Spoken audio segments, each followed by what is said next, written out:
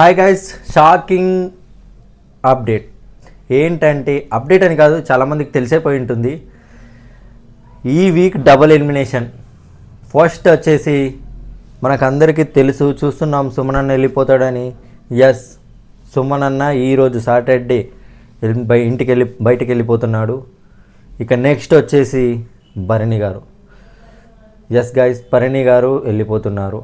సుమన్ అన్న, భరణి గారు ఈ వీక్ ఇద్దరు వెళ్ళిపోతున్నారు. డబుల్ ఎలిమినేషన్ అవుతుంది. సుమన్ అన్న ఆల్రెడీ ఎపిసోడ్ అయిపోయింది, ఈరోజు టెలికాస్ట్ అవుతుంది, చూడాల్సిందే. మీకేమనిపించింది మరి వీళ్ళిద్దరు ఎలిమినేట్ అవ్వడం, వీళ్ళు టాప్ 5లో ఉండకపోవడం? మీరు హ్యాపీయేనా? ఇది కరెక్ట్ అంటారా? నేనైతే వీళ్ళిద్దరు ఎలిమినేట్ అవ్వడం నాకు కొద్దిగా సాడ్గానే అనిపిస్తుంది. ఎందుకంటే ఇద్దరు ట్రూ జెన్యూన్ పర్సన్స్. ఎవరైనా జెన్యూన్ పర్సన్ని టాప్ 5లో చూడాలనుకుంటారు. విన్నర్ అవుతారా కాదా సెకండరీ. కానీ వీళ్ళు ఇప్పుడున్న కంటెస్టెంట్స్కి ఓన్లీ గేమ్స్లో తప్ప దేంట్లో కూడా తక్కువేం కాదు. వీళ్ళు కూడా అన్నిట్లో పాల్గొన్నారు, అన్నీ చేశారు. గేమ్స్లో కూడా వీళ్ళకి చేతనైనంత ప్రయత్నించారు. కానీ వేరే వాళ్ళగా ఫేక్గా ఉండడం, ఆ ఎపిసోడ్లో కనిపించాలని ఏదో ఒక సిచ్యువేషన్ క్రియేట్ చేయడం, గొడవలు పెట్టుకోవడం, ఏడుపు రాకుండా ఏడవడం, ఇలాంటి ఏవి చేయకుండా జెన్యున్గా ఉన్నారు. ట్రూ ఫ్రెండ్షిప్ మెయింటైన్ చేశారు. ఫస్ట్ వీక్ నుంచి ఇప్పటి వరకు, మధ్యలో భరణి గారు వెళ్ళొచ్చినాక కూడా ట్రూ ఫ్రెండ్షిప్ మెయింటైన్ చేశారు.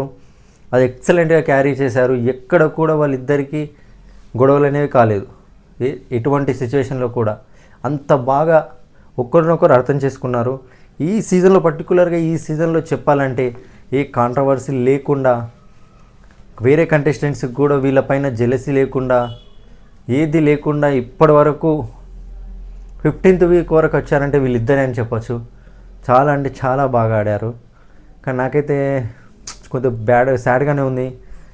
చాలా అంటే చాలా మంచి వ్యక్తులు నిజం చెప్పాలంటే. ఇక టాప్ 5 వచ్చేసి తనుజ, కళ్యాణ్, ఇమాన్యుయల్, సంజన అండ్ డీమన్ పవన్. ఇక మీకు నచ్చిన కంటెస్టెంట్స్ విన్నర్గా చూసుకోవాలనుకుంటే మాత్రం ఇదే లాస్ట్ వీక్ సండే నైట్. నాకు సార్ వెళ్ళిపోయే ముందు ఏమంటారు, ఓటింగ్స్ ఈరోజు 12 నుంచి లేదా నౌ ఇప్పటి నుంచే స్టార్ట్ అవుతాయని అనౌన్స్ చేస్తాడు. అప్పటి నుంచి నాన్ స్టాప్ ఓపెన్ ఉంటాయి. మీకు నచ్చిన కంటెస్టెంట్స్ని ఓటేయించుకోండి. మీ ఫ్రెండ్స్ ద్వారా కానీ, మీ ఫ్రెండ్స్కి షేర్ చేస్తూ, లేదా మీ రిలేటివ్స్, అలా మీకు నచ్చిన విన్నర్ని చూసుకోవాలంటే మాత్రం మీరు ఇప్పటివరకు వాళ్ళకు ఓటేసి సపోర్ట్ చేసింది ఒక లెక్క, ఈ 1 వీక్ ఒక లెక్క. మీరు ఎంత స్ట్రాంగ్గా నిలబడితే వాళ్ళకు అంత ముందుకెళ్తారు వాళ్ళు. లేదంటే మీరు ఈ వీక్ కనుక మీకు నచ్చిన కంటెస్టెంట్స్కి ఓటు వేయకుండా, వేరే వాళ్ళతో ఓటు వేయించకుండా ఖాళీగా ఉంటే మాత్రం వాళ్ళకు ఇది చాలా ఎఫెక్ట్ అవుతుంది. ఇక ఆల్మోస్ట్ విన్నింగ్ ఛాన్సెస్ ఎవరికి ఉన్నాయని మాట్లాడుకుంటే తనుజ అండ్ కళ్యాణ్. తనుజ వర్సెస్ కళ్యాణ్ వీళ్ళిద్దరి మధ్యనే టగ్ ఆఫ్ వార్ ఉంటుంది. అంటే వారు వన్ సైడ్ కూడా కాదు, టగ్ ఆఫ్ వార్ 50-50%. ఒక 1-2%లోనే విన్నర్ ఉంటాడు ఈసారి. 1 లేదా 2 ఇదే మార్జిన్తో విన్నర్ ఉంటాడు. మరి వీళ్ళిద్దరిలో, ముఖ్యంగా వీళ్ళిద్దరిలో ఎవరు విన్ అవుతారు అనుకుంటున్నారో ఒక నార్మల్ ఆడియన్స్కి చెప్తున్నాను. ఎందుకంటే ఇప్పుడు డిమాండ్ ఫేవరెట్ ఆడియన్స్ డిమాండ్ పేరు చెప్తాడు. కాబట్టి నేను normal audience, Bigg Boss lovers, వీళ్ళిద్దరిలో తనుజ అండ్ కళ్యాణ్లో ఎవరు విన్ అయితే బాగుంటుంది, ఎవరు విన్ అవుతారు అనుకుంటున్నారో కామెంట్ చేయండి. ఇక వీళ్ళిద్దరిలో ఎవరు విన్ అవుతారు అనుకుంటారో కామెంట్ చేయండి, మాత్రం మర్చిపోకండి. నేను కూడా తెలుసుకోవాలనుకుంటున్నాను వీళ్ళిద్దరిలో ఎవరు విన్ అవుతారని. ఇక టాప్ 5 వచ్చేసి తనుజ, కళ్యాణ్, డిమాండ్, సంజన, ఇమాన్యుయల్కి కూడా ఛాన్స్ ఇమాన్యుయల్కు అంటే చాలా తక్కువ. ఎంత చేసినా కానీ ఇమాన్యుయల్ గెలవడం మాత్రం చాలా అంటే చాలా తక్కువ. వీళ్ళ తనుజ, కళ్యాణ్ మధ్యనే మార్జిన్ మాత్రం 1-2%లోనే ఉంటుంది.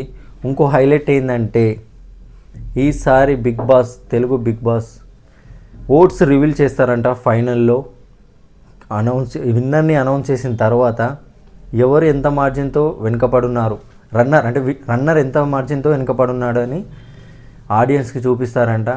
ఇది చాలా గుడ్ సైన్. ఎందుకంటే వేరే లాంగ్వేజెస్లో ఇది చూపిస్తున్నారు ఎప్పటి నుంచో, కానీ మన లాంగ్వేజ్లోనే చూపించలేరు.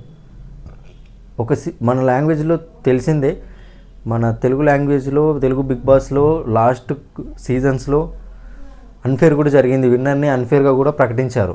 ఎగ్జాంపుల్ చెప్పాలంటే శ్రీహాన్ అండ్ రేవంత్ విషయంలో యాక్చువల్ విన్నర్ రేవంత్ అందరికీ తెలిసిందే, కానీ శ్రీహాన్ని విన్నర్ చేశారు బిగ్ బాస్ టీం వాళ్ళు. అప్పుడు వాళ్ళకి చాలా అంటే చాలా బ్యాడ్ నేమ్ వచ్చింది. దాన్ని దృష్టిలో పెట్టుకునే కావచ్చు ఆడియన్స్ విషయంలో బ్యాడ్ నేమ్ కావద్దు అని. ఎందుకంటే ఆడియన్స్ చూసే వాళ్ళు తగ్గిపోతారు. అలా వీళ్ళకి ఇష్టం వచ్చింది అనౌన్స్ చేస్తున్నారని, ఇష్టం వచ్చిన వాళ్ళని అనౌన్స్ చేస్తున్నారని వాళ్ళకు ఆడియన్స్ తగ్గిపోతున్నారు, టీఆర్పీ తక్కువ వస్తుందని. ఇంకో రీజన్ ఏంటంటే ఇప్పుడు బిగ్ బాస్కి సెలెక్ట్ చేయాలన్నా కూడా వాళ్ళకి నమ్మకం ఉండాలి కదా. వీళ్ళు అన్ఫేర్ చేస్తున్నారు బిగ్ బాస్ టీం వాళ్ళు, మనం వెళ్ళి లాభం లేదు, మనకు విన్ అయ్యే ఛాన్సెస్ ఉన్నా కానీ వాళ్ళు మనకు విన్నర్గా ఇయ్యరు, వాళ్ళకి ఇచ్చిన వాళ్ళని చేస్తారు, వాళ్ళకి నచ్చిన వాళ్ళని ఎలిమినేట్ చేస్తారని కూడా వచ్చేవాళ్ళు కూడా ఇంట్రెస్ట్ చూపించట్లేదని. అందుకే ఎగ్జాంపుల్ ఏదంటే ఇదే సీజన్, ఈ సీజన్లో ఎవ్వరు కూడా బిగ్ బాస్ రానికి ఇంట్రెస్ట్ చూపించలేరు. అందుకే వీళ్ళు కామనర్స్ని సెలెక్ట్ చేయడానికి కారణమే ఇది. కామనర్స్ జోలికి వాళ్ళు ఎందుకు వస్తుంది చెప్పండి? మనల్ని పట్టించుకుంటారా? వాళ్ళు కామనర్స్ని పట్టించుకుంటారా? వాళ్ళకి అవసరం లేదు, వాళ్ళకి టీఆర్పీ ఒకటి చాలు.